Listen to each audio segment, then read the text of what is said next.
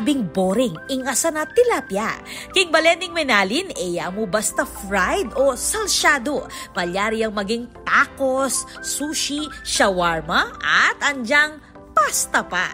Makaninila ka innovative, reng entries king 4th Minalin Tilapia Cooking Contest. Again pa nganing Martes, August 26, nung nukarin all 15 barangays ning Balen at 4 eskwela, reng mekisan metong king aktibidad. Emo basta pritong tilapia ing bibida dareng partisipanti nune maging reng unique aluto na ning tilapia kalupa ning tilapia shawarma, tilapia teriyaki, tilapia sushi, tilapia chili garlic, at parakalpang aliwa. Asigurado, keni mumuhata atak na nabi.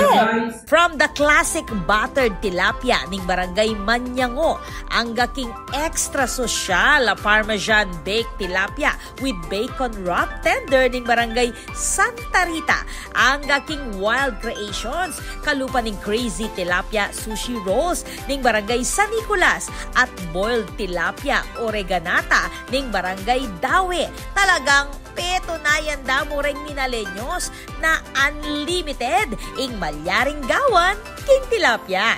Ela rin pepatalwi reng estudyante ating tilapiyaki pasta iba't king alternative learning system. Tilapia shawarma ning Bulak National High School. Tilapia teriyaki ning Santa Maria National High School at garlic honey butter glazed tilapia iba't naman king Anita G. Flores National High School.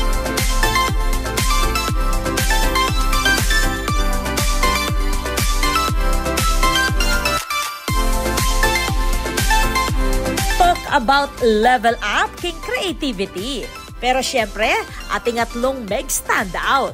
Ikwan ning barangay Santa Rita ing 3rd place king kayang Parmesan baked tilapia with bacon wrap tender.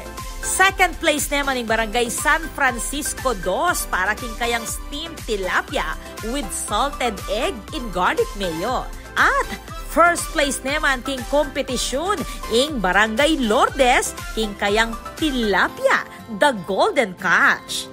Proud na proud jay Mayor Philip Nagit na biniday minalin bilang number 1 tilapia producer king Pilipinas. And yung industriya ng pagtitilapia dito, hindi man nabawasan.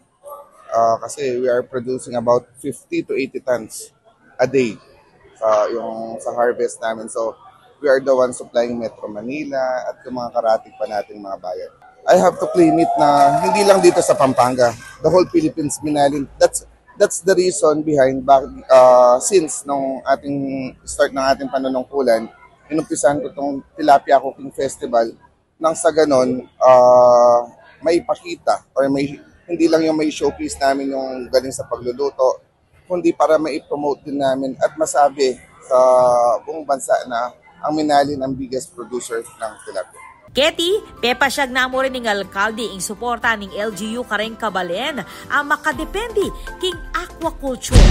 Ako mismo, kasi I've been in the industry since pinanganak ako, tapos siguro since high school, naturuan na ako ng mga magulang ko kung paano maghanap buhay, paano yung tamang sistema sa pagtitilapia. So yung experience ko, yung mga best practices ko, yun ang mismong ini-impart ko sa aking mga kababayan. Nagpapaseminar ako, tinuturuan ko sila, tapos kung ano pa yung mga dapat nilang gawin nang sa ganun, mapalaki nilang healthy ang mga tilapia. Agpang naman kang board member Dr. K. Nagit, kawani king manyaman, super nutritious at healthy yan naman ng tilapia, making it a smart choice para king Aldoldo Asan.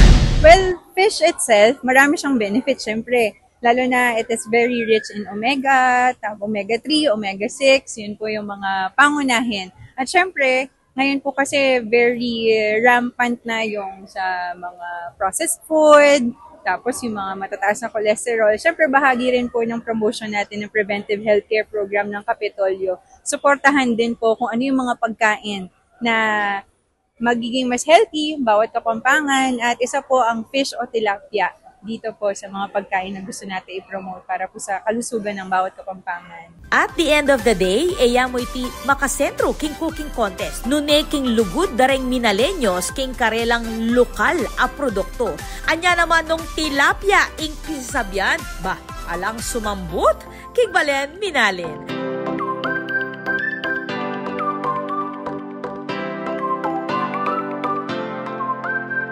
Ako po ay Patricia Mamangon para king News Force Pampanga. Balitang tutuking balen, susuyo.